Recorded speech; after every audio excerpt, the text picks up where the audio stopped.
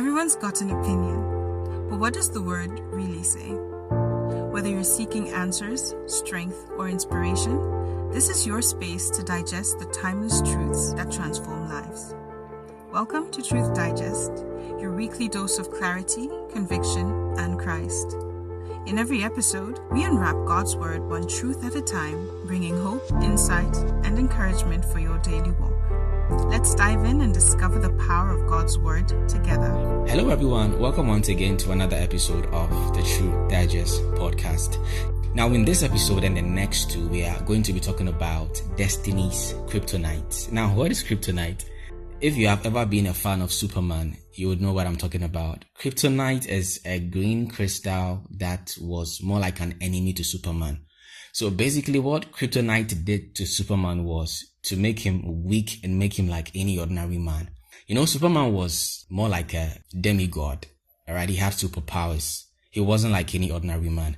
But anytime he came into close proximity with this crystal, it's a green crystal called Kryptonite. Anytime Superman gets close to it, he is immediately robbed of who he truly is.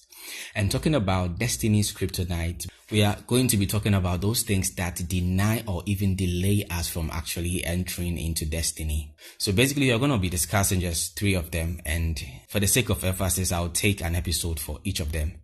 Now, the first is having a wrong perception of who God is. So in this episode, we are going to talk about having a wrong perception of who God is.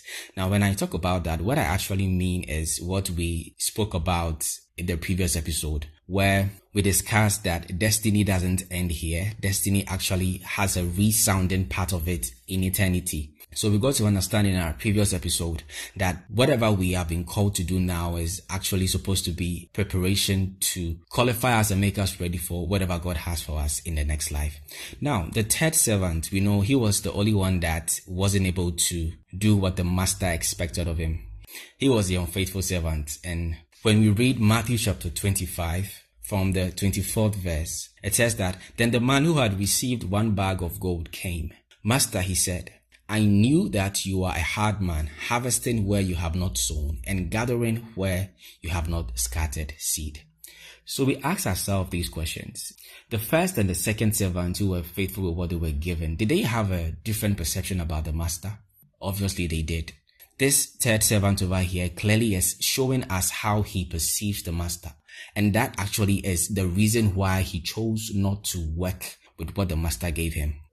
So here we are reading that he saw the master to be a hard man, harvesting where he has not sown, having a wrong perception about God. This is one of the powerful things that are keeping a lot of people from walking in their destinies. See, so many people actually see giving themselves for the things of God or for what God has actually called them to do as, living something precious that they have to go and then concern themselves with something that belongs to somebody else.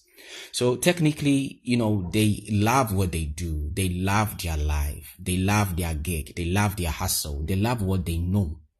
All right. So when you are telling them, about maybe God having a plan for you and God would want to use you for this or God would want to use you for that, they don't really want to have an open heart to receive it because they deem whatever they have to be more dear.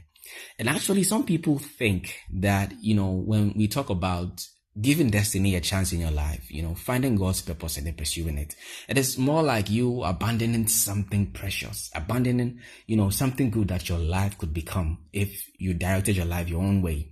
All right. Because, once you are walking in destiny, you are no more in charge of your life. We spoke about this in very earlier episodes in this series, that you have to come to the place of complete abandonment of self. Because without that, there is no way you can actually walk in destiny. And so many people struggle with this. And why do they do that? Because they have the wrong perception about God. Now, many people believe that they can think for themselves better things than God can ever think for them. Many people believe that God can never come up with a better plan for their life than they can have for themselves. So it's always a challenge for them to want to put aside what they have known, what they have tested and what they believe works, to take up something new and something different.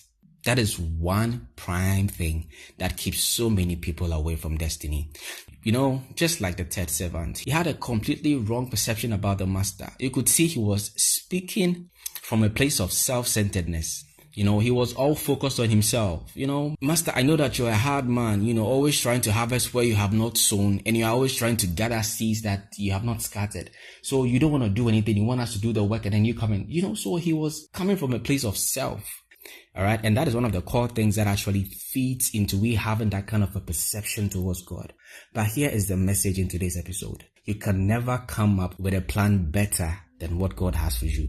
There is no way this 3-pound brain can ever conceive a plan as excellent as what God has for us. We just have to come to a place of trust in Him. Okay, we have to come to a place of complete surrender. We have to come to a place of selflessness. One thing we have to know is that every destiny that has been assigned to any soul has been tailor-made based on the nature of that soul. Now, what do I mean by that? I mean, your destiny is exactly what you were made for. So just imagine a fish in a pond. It was made for the waters. Just imagine a bird in the air. They don't struggle to be there. They are so much fulfilled in there. That is what your destiny is. It has been tailor-made perfectly for just you. Your very nature was given for a particular destiny, which has been tailor-made for you. So it's a perfect fit. It's a round peg in a round hole. Okay.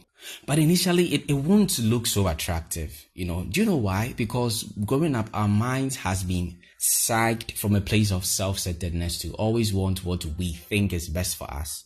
But then again, this mind of yours can never conceive anything better than what the maker of you and I purpose for you to be engaged with even before the foundations of the world. So I just want you to sit back and then just think about it if you have had such wrong perception about our God as the third servant had.